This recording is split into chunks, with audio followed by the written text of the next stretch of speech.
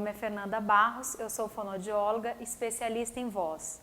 Hoje vamos estar conversando sobre a prática da oratória e cuidados vocais para os professores. A voz. A voz é um som fabricado dentro da nossa laringe, produzido pela vibração de duas pregas vocais que ficam aqui no nosso pescoço. É uma forma de comunicação oral muito utilizada por todos nós indivíduos. E ela é um som modificável pelas cavidades de ressonância, como cabeça, pescoço e tronco. A nossa voz exerce uma grande influência nos ouvintes. Ela demonstra nossas emoções, intenções, vontades, além de refletir a nossa personalidade, estado de espírito, nível socioeconômico, cultural, sexo, idade. Por exemplo, você pode falar com uma pessoa ao telefone, alguém que você nunca viu na vida, mas só escutando a voz dela, você já imagina, é homem, é mulher, tá triste, tá alegre, é bravo ou não é? Então, a nossa voz indica muitas coisas ao nosso respeito.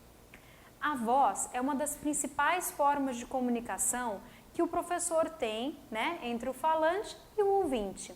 Ele é o canal mais utilizado por nós professores para poder estar prendendo a atenção dos nossos alunos. A voz em determinadas profissões, ela vai representar um dos principais instrumentos de trabalho. Por isso, é tão importante ter um conhecimento sobre como essa voz é produzida, que tipo de cuidados vocais que nós precisamos ter, principalmente para estar prevenindo de ficar rouco, de ter fadiga final do dia, pigarro, falta de ar, que são coisas que normalmente acontecem com os professores após 4, 5 anos lecionando. Bom, o que é importante? Temos que reconhecer que voz nós possuímos, identificar quais são os pontos fortes e frágeis e ir aperfeiçoando o que a gente acha que não está muito legal. Se a voz que nós temos hoje não nos agrada, não se preocupe, você tem como melhorar isso. Você é julgado e avaliado a cada instante da sua aula também pela voz que você emite. O que falamos é importante, mas o que dá credibilidade à mensagem é a harmonia entre a coerência entre o que se diz e a forma como a voz transmite a informação. Por isso que às vezes você conversa com um aluno ou com uma outra pessoa e ela fala, você falou tal coisa, mas eu entendi X coisa, porque às vezes o tom de voz que você usou não foi adequado para aquela conversa. Temos também que reconhecer muito bem o assunto que você vai apresentar na sala de aula. Devemos saber muito mais do que estamos expondo em sala de aula, porque às vezes o aluno pode estar te fazendo alguma pergunta que você não vai saber responder. Então, não ficar preso só àquele conteúdo que está no quadro.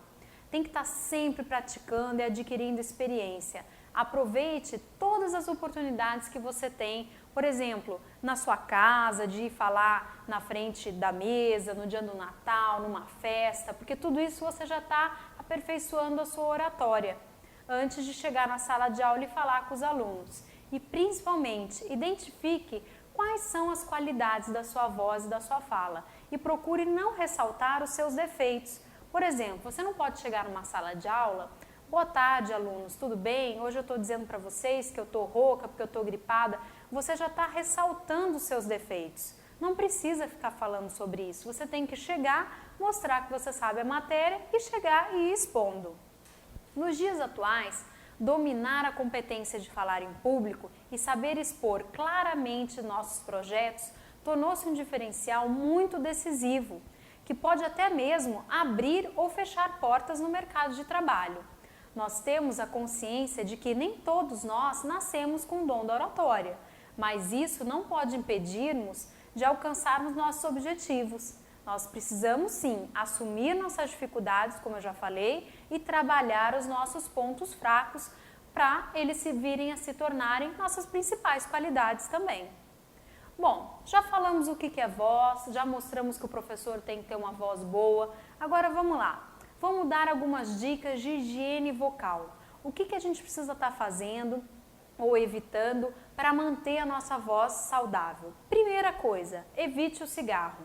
Professor que fuma não combina. O calor da fumaça vai agredir todo o sistema respiratório e as nossas pregas vocais, além de te deixar com fôlego curto. Evite também o abuso de álcool nos dias que irá dar aula, pois o álcool resseca, anestesia e tira toda a sensibilidade da laringe, o que vai te deixar fazendo mais alguns abusos vocais e que na hora de dar aula você não vai perceber. Pigarro. Quem já nunca passou por uma situação de ficar toda hora? Isso é horrível. Quando você está pigarreando, você acaba raspando ou batendo uma prega vocal na outra de forma muito forte e criando um atrito, e isso machuca. E cada vez mais a prega vocal está machucada porque você pigarreou bastante, você produz um muco que cai em cima dessa prega vocal e mais vontade você vai ter de pigarrear. Então você não sai desse ciclo. Então você, professor, tá com vontade de pigarrear? Beba algum líquido ou engula saliva até essa vontade passar. O grito. Evite gritar, porque o grito em excesso gera batidas entre as pregas vocais, agride muito e pode causar lesões, como nódulos nas pregas vocais, que é o que mais acontece dentro do consultório que a gente vê com os professores. Outra coisa, o ar-condicionado. Hoje em dia não dá pra gente viver sem um ar-condicionado. Só que esse ar geladinho, gostoso, vai causar uma diminuição na umidade de todo o ar da sala e vai gerar um ressecamento da mucosa de todo o nosso trato vocal, dificultando a movimentação e lubrificação. Então, o que a gente pode fazer? Em casa, né? Porque hoje em dia a gente passa a maior parte do tempo no ar-condicionado. Você já sabe que amanhã você vai dar aula 2 períodos e vai ter o ar-condicionado, então em casa, quando você estiver no seu quarto e for dormir, coloca uma bacia de água, liga um umidificador, né? Para você já estar evitando de ficar o dia inteiro, 3 períodos, sofrendo a desidratação por causa do ar-condicionado, já que você não pode estar fazendo isso na escola. Na escola que você pode é beber bastante líquido e se manter hidratado. Ruído sonoro. Nós que trabalhamos dentro de escola temos esse problema, porque muitas vezes você dá aula e o barulho externo é muito grande. Tem uma quadra do lado de esporte, as crianças falam num tom mais agudo e você não consegue acompanhar. E muitas vezes o ar-condicionado faz barulho, o ventilador, e você acaba sendo obrigado a gritar. O professor, acontece demais isso daí com ele. Então, o que a gente pode estar fazendo? Evitar gritar. Quer chamar a atenção do aluno?